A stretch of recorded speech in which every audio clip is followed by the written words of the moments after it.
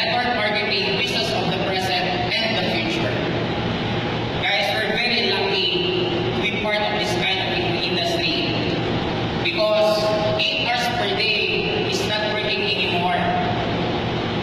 The origin why we have 8 hours per day because of the industrial age, so that the laborer can get be overworked.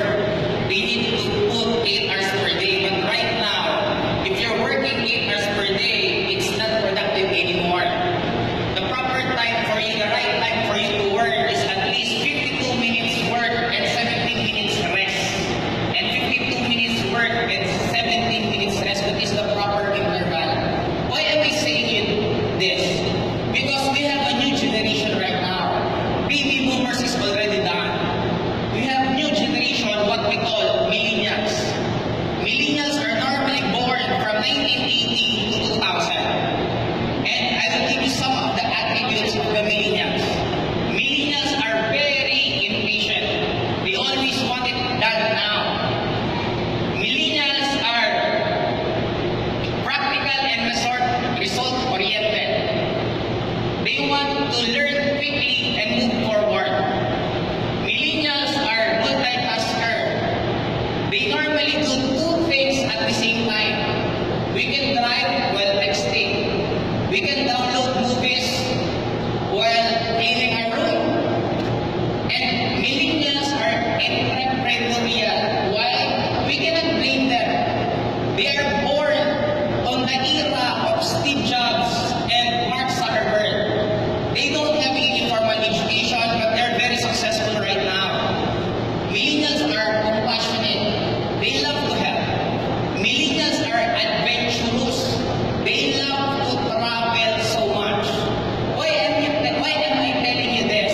Because in our industry, millennials are very suited. Guys, just imagine this. Why MLM? Number one, can you help me with this? Please? Okay, number one. Businesses can be done with the new technology and expand aggressively all over the world. Okay, thank you. When I started my networking career, I can never forget because you need to spend at least 2 to 3 hours just presenting the business. 1 hour, 2 hours presenting, and 1 hour travel time. If you have 5 sets of presentation a day, that is, I think, the maximum that you can do. But right now, because of the online, because of the technology, you could present your business 100, 200 people in a span of 1 day. We have already social media, Facebook. You could do your business just by pressing Control C, Control V. That is copy paste, copy paste. You don't need, guys, you don't need to be well versed. You don't need to present good. You don't need to know. You just need to know the